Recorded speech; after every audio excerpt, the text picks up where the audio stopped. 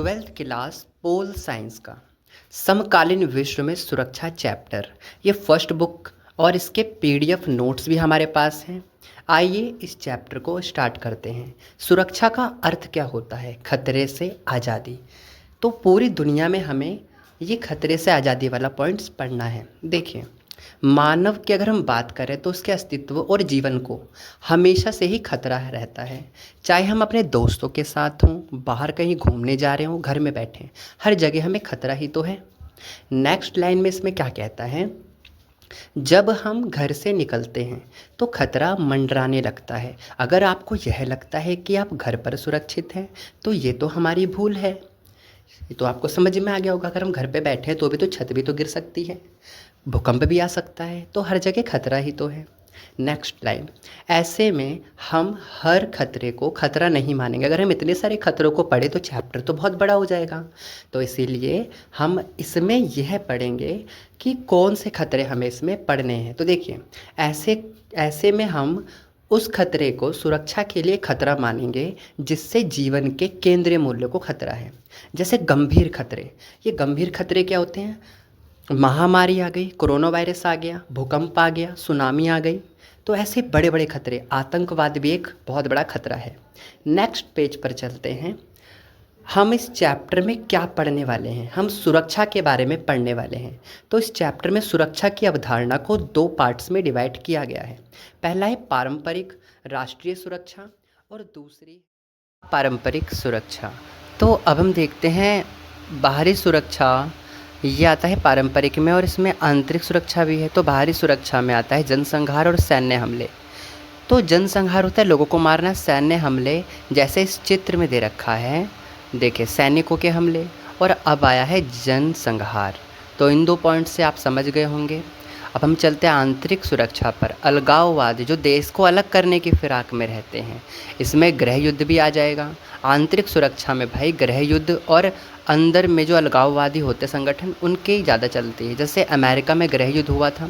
अब हम देखते हैं आंतरिक सुरक्षा क्या होती है? जो देश की सीमा के अंदर हो। बाहरी सुरक्षा देश की सीमा के बाहर हो। आई होप कि आपको ये पॉइंट समझ में आ गए होंगे। तो अब हम दूसरे वाली लाइन पर चल लेते हैं, क्योंकि आपको पारंपरिक की दो अवधारणा समझ में आ चुकी है। अपारंपरिक भी दो पार्ट्स में डिवाइड है। इसकी पहले अवधारणा का नाम है मानव की सुरक्षा, दूसरे का नाम है विश्व की सुरक्षा। मानव की सुरक्षा में भूखमरी, अकाल, महामारी और प्राकृतिक आपदाएं जैसी घटनाएं आती हैं। तो भूखमरी में होता है लोग भूख से मर रहे हैं, अकाल में भी अनाज का कमी हो गई है, और महामारी में कोई कोरोना वायरस आ गया है, आपदा जैसी घटनाएं। और विश्व की सुरक्षा में होता है आतंकवाद, बीमारियां, ग्लोबल वार्मिंग और मानव अधिकार। ये सब आते हैं हमारे अपारंपरिक के विश्व सुरक्षा वाले पॉइंट्स में। तो ये सारा का सारा हमें इस चैप्टर में पढ़ना है। आप महामारी समझ रहे होंगे, महामारी कोरोना वायरस भी होती है, और आतंकवाद वाला पॉइंट्स भी आपको समझ में आ ही गया है। तो आप देख लीजिए एक बार, इस पूरे के स्क्रीनशॉट ले लीजिए। हम चलते हैं एक एक करके पढ़ते हैं। तो बाहरी सुरक्षा को आज हम पढ़ेंगे। पहला है सैन्य खतरा। सैन्य खतरे को किसी देश के लिए सबसे ज़्यादा खतरनाक माना जाता है, क्योंकि देखिए सैनिकों का हमला बाहर से होता है। पाकिस्तान के देश भारत से भी हो सकता है। इस खतरे का स्रोत कोई दूसरा देश होता है जो सैन्य हमले की धमकी देकर किसी देश की संप्रभुता, स्वतंत्रता और क्षेत्रीय अखंडता, इनके केंद्रीय मूल्य को खतरा कर सकता है वो। तो ये बहुत इंपॉर्टेंट 3 पॉइंट्स आए थे। तो जैसे पाकिस्तान से भारत में हमला हो गया पाकिस्तान की तरफ से, तो इसी को हम सैन्य हमला कहते हैं। हमें पता होना चाहिए कि पड़ोस का कौन सा देश ज़्यादा शक्तिशाली है, अर्थात हम किससे ज़्यादा हमें खतरा है। किसी सरकार के पास युद्ध की स्थिति में 3 विकल्प होते हैं। भारत पाकिस्तान का अगर युद्ध हो रहा है तो 3 विकल्प हैं। तो 3 विकल्प होते हैं जब हमारा जब संघर्ष होता है किसी देश से, हमारे देश का संघर्ष किसी देश से है, तो आपके पास 3 विकल्प होंगे। पहला है आत्मसमर्पण कर दो यार, हार जाओ। दूसरा है दूसरे पक्ष की बात मान लो बिना युद्ध किए। अगर हम दूसरे पक्ष की बात मान जाते हैं तो इससे भी युद्ध टल सकता है। हमारा तीसरा पॉइंट है युद्ध हो जाने पर अपनी रक्षा करो। तो ये 3 विकल्प हमारे सामने होते हैं जब भी युद्ध होता है। तो अब हम देखते हैं पारंपरिक सुरक्षा के तत्व। इसमें हमारा पहला पॉइंट है अवरोध। अवरोध का अर्थ होता है युद्ध की आशंका को रोक देना। या दूसरे देश को ऐसा डरा दो कि वो हार मान जाए। तो हमारा नेक्स्ट पॉइंट है रक्षा। इसका संबंध युद्ध को सीमित या उसको समाप्त ही कर दो। रक्षा तो बहुत इजी है यार, समाप्त कर दो या युद्ध को रोक दो। आगे, शक्ति संतुलन किसे कहते हैं? शक्ति संतुलन बहुत इजी पॉइंट्स है। शक्ति, अपनी सैन्य शक्ति को बढ़ा देना और आर्थिक प्रौद्योगिकी शक्ति को भी बढ़ा देना। दोनों शक्तियों को बढ़ाओ ताकि पाकिस्तान के हम मुकाबला कर सकें। गठबंधन बनाना, देखिए सैन्य हमले को रोकने के लिए, रक्षा के लिए बहुत सारे देश आपस में जुड़ जाते हैं और संधियाँ करते हैं, यही तो गठबंधन है। अगर हम मिलजुल करके किसी समस्या को हल कर दें, इसके आधार क्या है? अपनी ताकत को बढ़ाना। गठबंधन राष्ट्रीय हितों पर आधारित होना चाहिए, भाई सबके हितों के लिए बात हो ना। जब हम गठबंधन करेंगे तो सबकी बात होगी। अगला पॉइंट है पारंपरिक धारणा, आंतरिक सुरक्षा। अभी तक हमारी बाहरी सुरक्षा खत्म हो चुकी है।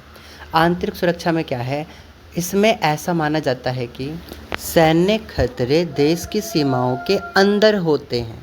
बात तो बिल्कुल सही है, सैन्य को खतरा तो भाई देश की सीमा के अंदर होता है, लेकिन हमारे देश के अंदर के जो मामले हैं वो हम इसके अंदर समझने वाले। देखिए क्या लिखा है इसके अंदर।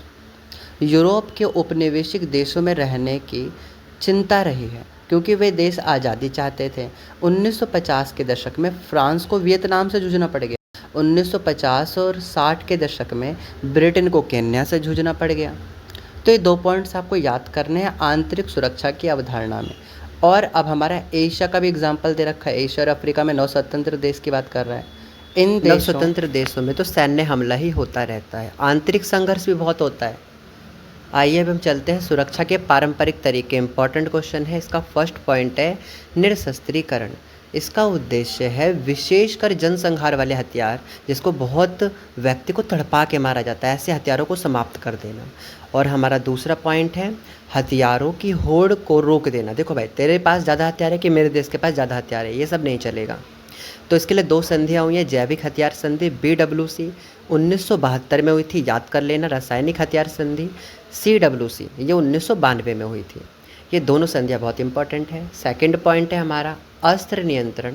अस्त्र नियंत्रण यानी इसका उद्देश्य हथियारों की होड़ पर नियंत्रण रखना था, ना कि हथियारों को समाप्त करना था। विश्वास बहाली के उपाय क्या हैं? ऐसे उपाय जिनसे 2 देशों के बीच युद्ध की संभावना कम हो जाए, एक दूसरे की सैन्य गतिविधि को वो जान जाए कि यार तेरे पास कितने हथियार है तू बता दे, मेरे पास कितने हथियार है मैं बता दूँ। तो दोनों देश एक दूसरे से जब ऐसा बात करेंगे तो आराम से युद्ध होगा ही नहीं। सैन्य अभ्यासों की पूर्व सूचना देना, आपसी संवाद और सहयोग बनाए रखना, ये सब विश्वास बहाली के कुछ पॉइंट्स हैं इंपॉर्टेंट। सीमा पर शांति बनाए रखने के लिए समझौते करते रहना, तो ये सब विश्वास बहाली के उपाय थे। सुरक्षा के पारंपरिक धारणा, अभी तक तो हमने पारंपरिक पढ़ लिया और हमने 2 पॉइंट्स पढ़ लिए उसके अंदर। पारंपरिक पहले समझ लेते हैं, फिर इसके तो पारंपरिक क्या है ध्यान से देखिए इस पेज को। पारंपरिक में हमने पढ़ी थी बाहरी सुरक्षा और आंतरिक सुरक्षा। बाहरी सुरक्षा में हमने पढ़ा था सैन्य हमला और जनसंहार। सैन्य हमले को हमने अच्छे से पढ़ लिया है, जनसंहार भी हमने पढ़ लिया है। अब हम चलेंगे इस पॉइंट पर, वो आंतरिक सुरक्षा भी वहाँ पे हो चुका है। तो इस पेज पे हमारा है सुरक्षा के परंपरागत धारणा, यानी सुरक्षा की पारंपरिक धारणा। इसमें देश की सुरक्षा के साथ साथ लोगों के और समाज की, पूरी मानवता की सुरक्षा की बात की जाती है। फर्स्ट है मानवता की सुरक्षा। यह विचारधारा जनता की सुरक्षा को राज्य से बढ़कर मानती है। जनता नहीं तो राज्य कैसे हो सकता है। इसका प्राथमिक लक्ष्य व्यक्ति की रक्षा करना है।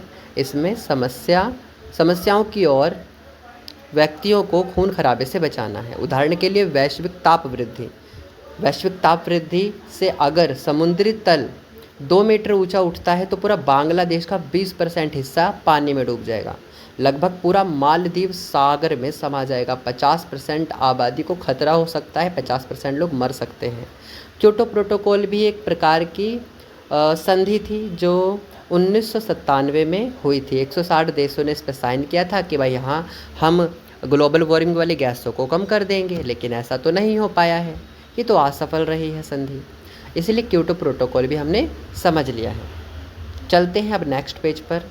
बढ़ती जनसंख्या, ये भी बहुत खतरनाक है मानवता की सुरक्षा के लिए।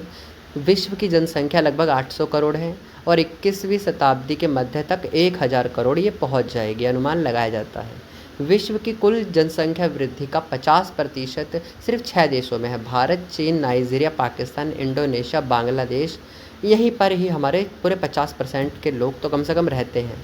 अनुमान अनुमान के अनुसार 50 सालों में विश्व की आधी गरीबी वृद्धि वाले देश इन 6 देशों में ही आते हैं। विश्व का सबसे ज़्यादा सघन आबाद वाला क्षेत्र विकासशील देशों में ही होता है, जैसे भारत।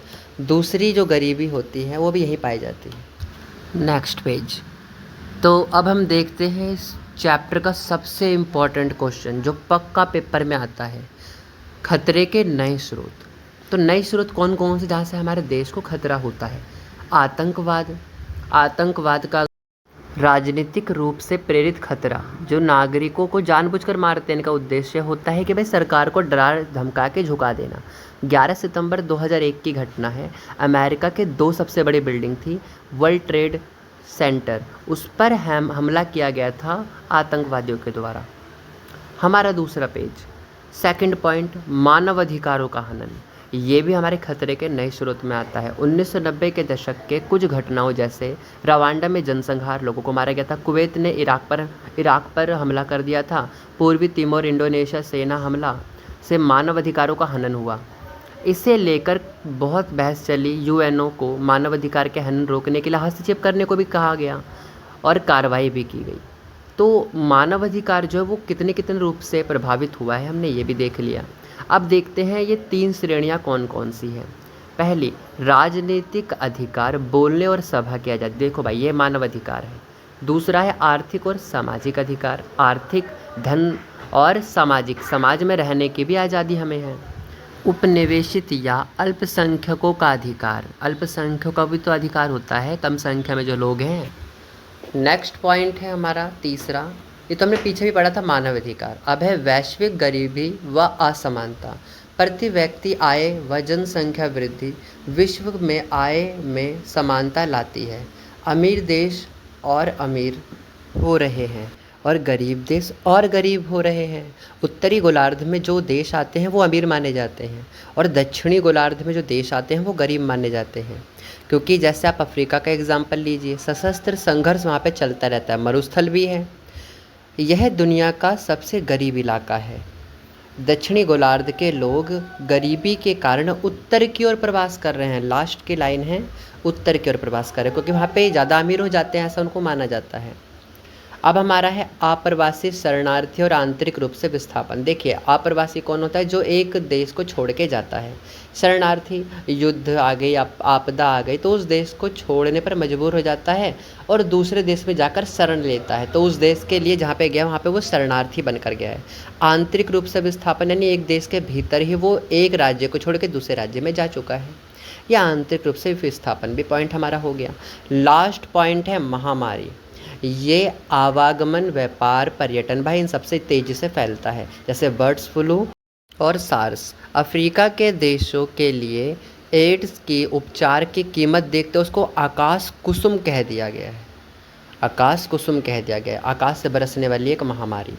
अफ्रीका के गरीब देशों के लिए एड्स के उपचार की कीमत को देखते उसको आकाश कुसुम कहा गया है। नई महामारी कोविड-19 है। स्वाइन फ्लू वायरस था, आपको पता होगा, डेंगू वायरस था, हेपेटाइटिस सी था। संक्रमित प्रतिरोधकता हासिल करने के लिए बीमारी जिनका उपचार बहुत कठिन है, टीबी है, मलेरिया, हैजा, डेंगू है। 1990 के दशक के उत्तरार्ध में मैड काऊ महामारी ने ब्रिटेन को बहुत नुकसान पहुंचाया था। बर्ड फ्लू के कारण कई दक्षिण एशियाई देश में मुर्गी के निर्यात पर पाबंदी लगा दी गई थी। तो ये हमारा चैप्टर अब यहाँ पर हो जाता है कंप्लीट।